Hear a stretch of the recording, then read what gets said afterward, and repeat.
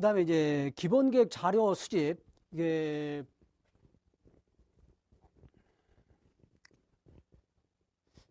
건축물 설계는 대지하고 대지 외부의 물리적인, 그다음에 사회적인 환경 파악, 그걸 해야 되겠죠. 당연히 현지에 나가서도 보고, 그다음에 이제 지도에서도 살펴보면서 주변에 어떤 건물이 있는지, 어떤 도로 연결되어 있는지 이런 상황들 다 파악하죠. 그렇지만 이제 그 대지하고 건축물에 대한 법적 영향을 주는 관련 법규, 그 내용을 함께 파악을 해야 됩니다. 이제 그래서 그렇게 해서 계획 설계에 반영을 해야 되는데, 이 대지 외부에 대해서 어떠한 그 법규가 관련되어 있느냐 하는 것을 개괄적으로 이해하기 위해서 이 그림을 제가 작성을 해 놓았습니다. 이 조금 해상도가 흐리게 나오는 측면이 있어서 좀 양해를 부탁드립니다만은.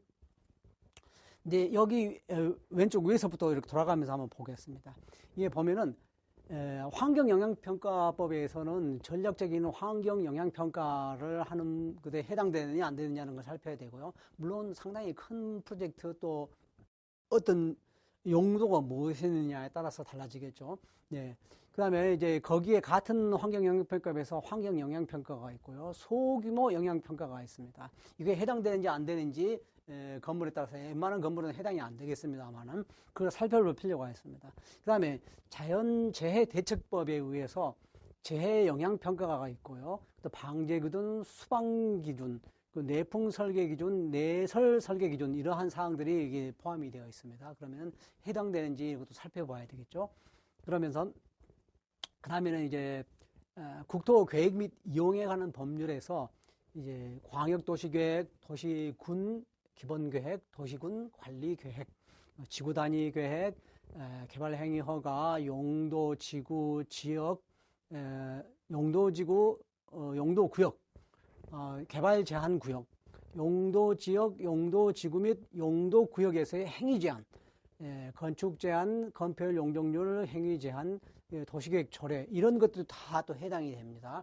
그래서 어떤 프로젝트들은 법규를 굉장히 많이 파고 들어가서 이렇게 해법을 찾아야 되고요. 또는 그 해소해야 될 문제들이 무엇인지를 먼저 파악을 해야 되게 됩니다.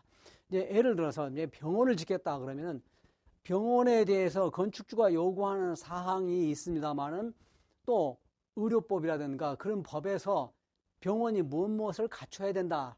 뭐 이런 것에 대한 요구사항들도 있습니다. 그러면은 건축주가 요구사항을 제시하지 않았고 못했어도 거기에 법에 의해서 요구한 사항들이 같이 설계에 녹아 들어가서 표현돼야 됩니다. 네, 그런 측면에서 보면은 이제 관광진흥법에 의해서 호텔이나 콘도 이런 것들은 전부 그걸 관광진흥법을 봐야 되고요. 그다음에 숙박업 이런 거 뭐 그걸 뽑으려고 그러면 공중위생관리법을 봐야 됩니다. 이걸 전부 다 말씀드리려고 그러면 굉장히 많아지죠. 네, 다행히 여러분이 받았을 필요도 없고요. 그리고 제가 다시 다 읽을 필요도 없도록 이 교재가 전부 다 기록이 되어 있으니까요. 이 교재를 이용하실 수가 있을 것입니다. 그래서 이제 이런 사항들을 여러분이 실무적으로 일을 할 때는 이런 것에 해당이 되는지 한 번씩 보시고서 이게 관련되어 있다 싶으면은 그 부분의 법을 또 한번 살펴봐야 됩니다.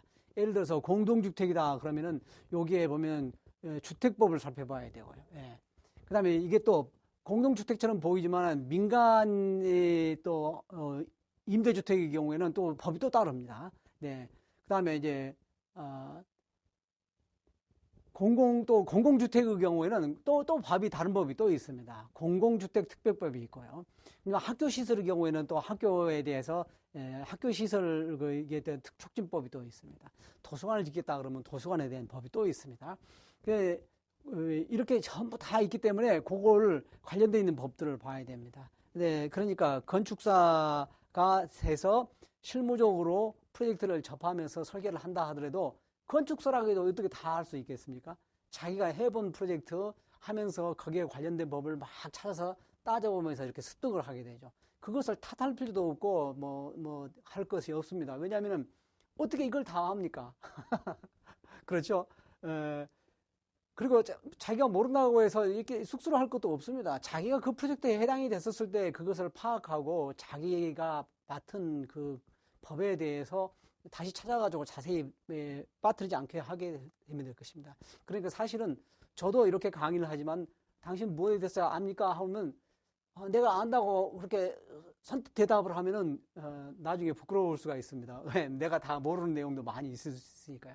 제가 어떻게 다 알 수 있겠습니까? 이렇게 많은 법을. 네, 그러니까 그런 것을 여러분들이 그렇게 말씀하시는 것처럼 자기가 하는 일은 꼬박꼬박 법규를 찾아서 보고 습득하도록 하시길 바랍니다.